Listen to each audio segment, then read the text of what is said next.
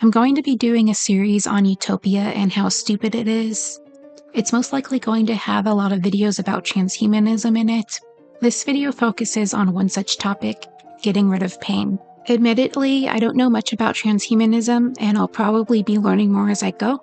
So if I get anything wrong, please correct me in the comments. So apparently, many transhumanists know that a utopia can't be created through transhumanism. Their interest in it is just to improve society and reduce suffering. Others, like David Pearce, one of the most famous transhumanists, think that a utopia can be reached if we meet these 5 main categories shown in this graph. Some are fixated on a single issue and think if only we solve this one thing they care about, then we'll have utopia.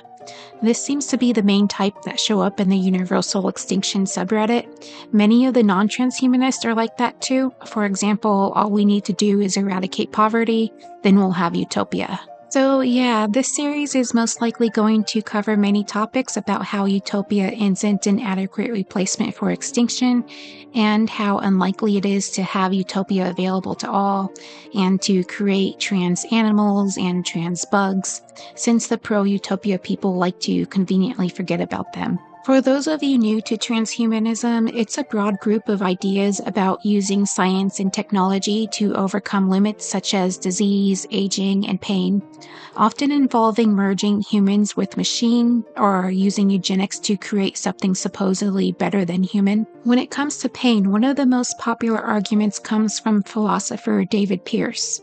In the hedonistic imperative, Pearce argues that pain could eventually be engineered out of life and replaced with what he calls gradients of bliss. Now, to not have physical pain completely would be bad and create even more serious issues for most people. People born unable to feel pain can suffer burns, broken bones, infections, damaged joints, and other injuries without realizing how serious they are.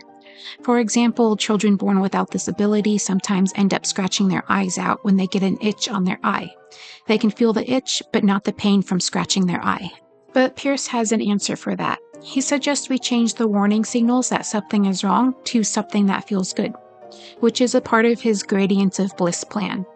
Danger or injury would make you feel less good, but not bad, which he refers to as a dip in bliss.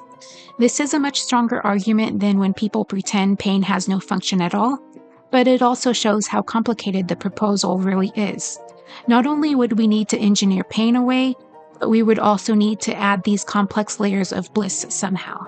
If a dip in bliss always remains pleasant, we are betting that feeling slightly less good will overpower every distraction, addiction, and impulse. Also, what if someone ignores it? What if continuing the dangerous activity feels better than responding to the warning? And if the signal becomes aversive enough that it cannot be ignored, then we may have just rebuilt a negative experience under another name. Maybe AI technology could pull your hand away for you, contact a doctor, shut down an injured body part, or repair the damage.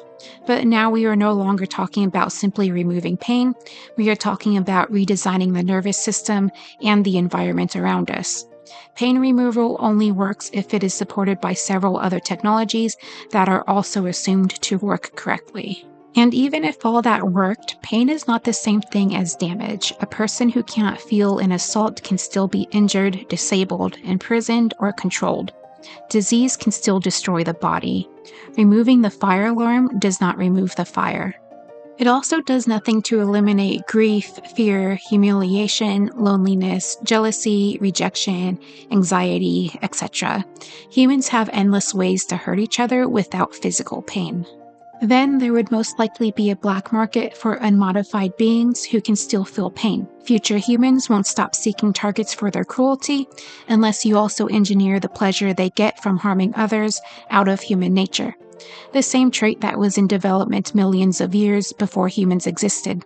Good luck with that. And what about animals and bugs?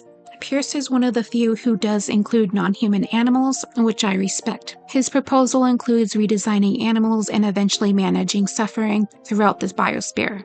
And by that point, we have a different species. That would effectively get rid of the species we have now, so in other words, extinction, which would defeat the whole point for most people who are so emotionally attached to the idea of animals that they want the current species we have to continue existing, just so we can say that they still exist. Well, they wouldn't exist as they are in a utopia, and neither would humans. All species would need to become something else. Also, Pearce's plan for animals means reaching wild animals in forest, underground, and throughout the oceans. It means altering every new generation while still dealing with predation, disease, injury, starvation, and environmental collapse. It could not be done just once, it would have to be maintained globally for as long as life exists. Governments collapse, technology breaks, species evolve. It could evolve to reject this technology, people rebel, someone could deliberately recreate life capable of pain.